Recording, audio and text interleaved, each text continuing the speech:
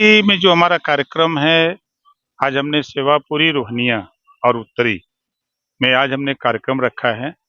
जो चुनाव आयोग ने चुनाव का ऐलान किया है, 543 लोकसभा के जो चुनाव होने जा रहे हैं, तो हमने लक्ष्य ये बना करके हम बनारस आए हैं कि 543 सीटों में जब 4 जून को रिजल्ट आवे, तो देश में सबसे ज्यादा वोट से चुनाव अगर कोई जीते तो माननीय नरेंद्र मोदी जी जीते, क्योंकि तीसरी बार प्रधानमंत्री बना करके भारत को विश्व की तीसरी शक्ति, जो भारत में नफरत की राजनीति हो रही है, उस नफरत की राजनीति को समाप्त करके हम लोग भाईचारा और प्रेम की राजनीति को आगे बढ़ाना चाहते हैं। पल्लवी पल्लवी पटेल ने नया मोर्चा बनाया है। पल्लवी पटेल ने नया मोर्चा बनाया है, पीडीएम न्याय मोर्चा।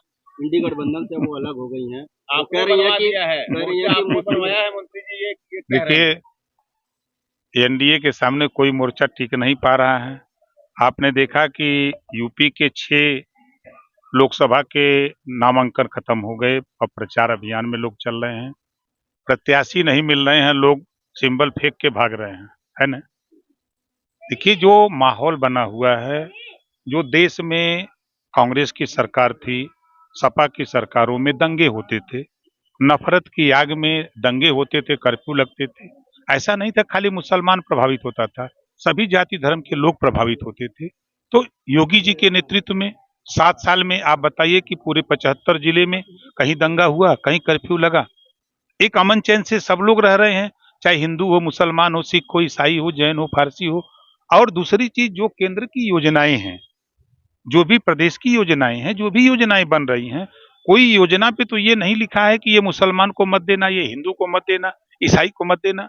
चाहे वो किसान सम्मान निधि की बात हो, चाहे गरीबों के इलाज के लिए आयुष्मान कार्ड जो 5 लाख का बना हो, वो सबको मिल रहा है। चाहे राशन बंट रहा है 80 करोड़ लोगों को, उसमें भी सभी जाति धर्म को मिल रहा है। उज्ज्वला योजना की बात अगर आप करें, तो जो भी केंद्र की योजनाएं बन रही हैं, उन योजनाओं में 33% आरक्षण महिलाओं के लिए लागू हुआ।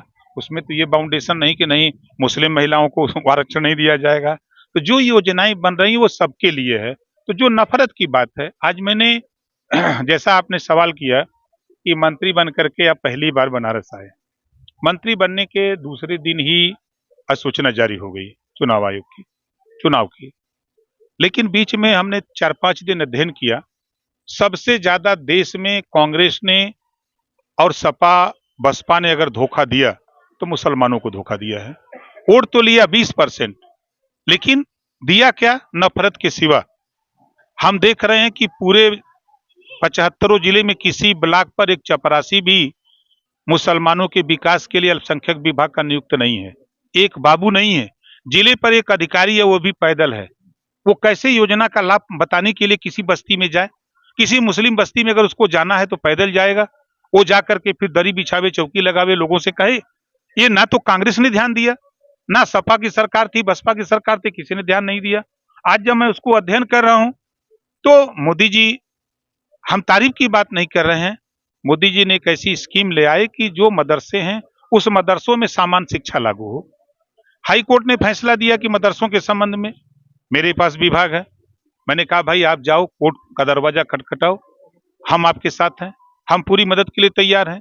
हम चाहते हैं कि जो सुविधा किसान को मिल रही है वही सुविधा बुनकर को मिले, जो योजनाएं किसान को छूट मिलती है वही छूट उसी तरह की बुनकरों को मिले।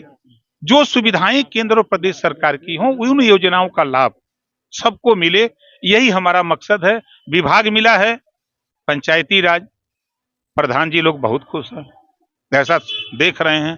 और जिस दिन से अल्पसंख्यक विभाग हमको मिला है, तो मुसलमान भाई भी खुश हैं कि एक मजबूत नेता के हाथ में कमान गई है, ये नेता कुछ करेगा। पटेल तो कह रही है कि मुसलमान का हित कोई नहीं कर रहा है, आप नया मोर्चा बनाए हैं, न्याय मिलेगा।